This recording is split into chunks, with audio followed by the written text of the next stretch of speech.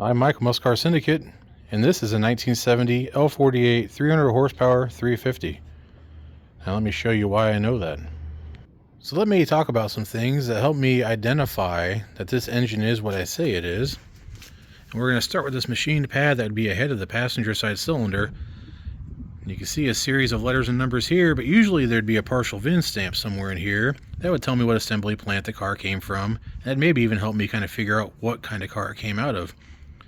But instead we'll focus here, and the V means the Flint, Michigan plant, so that's where this was probably was cast.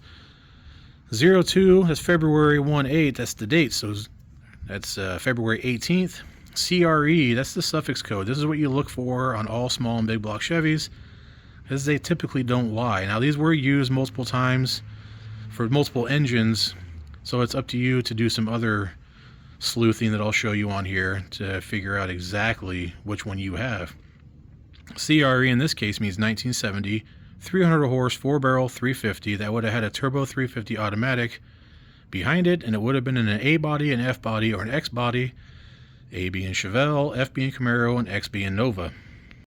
This is from NASTYZ28.com, and it shows CRE being a 1970 350, turbo 350. 300 horse, 4-barrel for an AFX, A being Chevelle, F being a Camaro, and X being a Nova. Now this is the casting number, 3970010, that is cast into the block. The suffix code is stamped into the block after the fact. Well, they made this casting number from 69 to 79, so it's not exactly a tell-all. It's up to you to use that suffix code or the date code on the block, the casting date I should say, to find out exactly what you have. Because again, at a quick glance, you can look at this and say, well, it's a 350, but is it a 1978 350 or is it a 1969 350? Again, you have to do some sleuthing to find out. So sometimes the date codes are in this general area, stamped up on this ridge for the bell housing bolts, or here somewhere, but not here. On this one, it's on the passenger side. B120, B is February. 1-2 is the day, so February 12th, and 0 is the year, February 12th of 1970. So that matches the CRE saying it's a 1970 350, and it's within the timeline of the casting number of the block. So what's the significance of an L48 350 for 1970? Well, this would have been your standard engine in an SS 350 Nova, an SS 350 Camaro in 1970. This also could have been found in 4-barrel Chevelles, so it'd be like a 4-door Malibu that you got the 4-barrel option on, station wagons, stuff like that. Now this one I found laying basically not really in a field, but might as well have been. It had been outside for some time, and it's rusty. It was seized. And part of that deal is that the number 5 cylinder was what was seized up, and now you can see it's not there, and I'll get to that in a little bit. To help achieve that 300 horsepower, the L48 used a flat top 4-valve relief piston, and coupled with a 64cc head, it made about 10.25 to 1 compression. All this was done using a cast crank, and not exactly a smallish, but not a powerhouse camshaft. It was a hydraulic piece. The cool thing about this L48 is it has 4-bolt mains. I'm not sure if they all got them, but this one did. So 300 horsepower wasn't exactly going to knock the bottom out of it, but just in case, or Chevrolet thought you were going to take it and have a good foundation for a builder for high performance, but it's cool nonetheless. These are some other numbers I hear talked about from time to time, whether it be in old car magazines or on forums. 010 and 020. People say this means it's a high nickel block.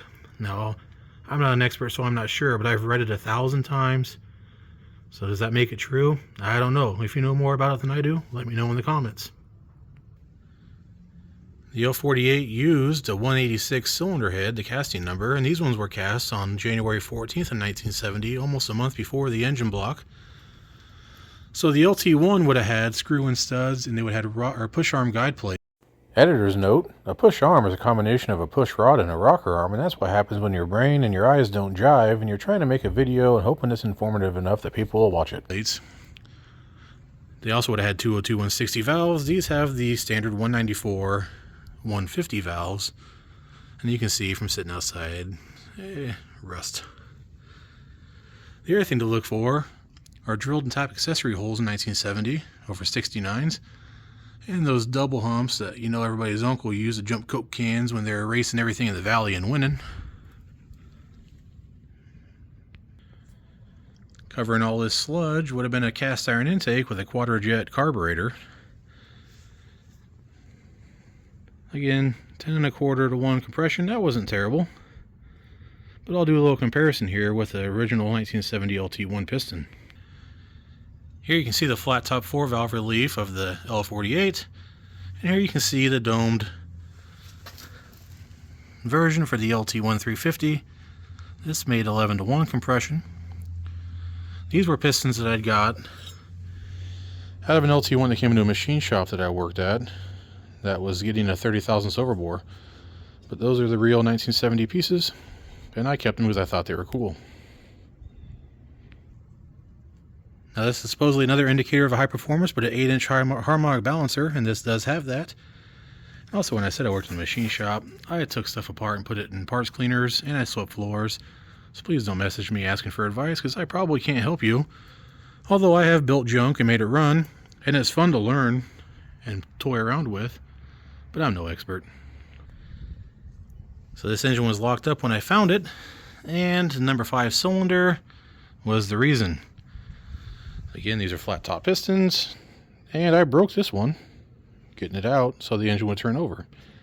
That was kind of dumb of me. It'd have been fun to at least get it rotating freely and then just try to fire it up just for fun and then see if it would run, or actually send it off, because it would have to be boiled, it'd have to be magnefluxed. Like I said, it's set outside down. Those things has cracks and it has so much sludge on it, it's hard to tell. Well, hopefully any of that helped you. If not, sorry. But if you like what you see, please hit subscribe, like, comment, share, tell your friends. I'm not an expert by any means, like I said before. I'm just a guy that likes to have fun, and I collect and hoard a lot of stupid stuff. But if you like this video, maybe I'll do one about this 440 I pulled out of a truck in a junkyard. Thanks for watching.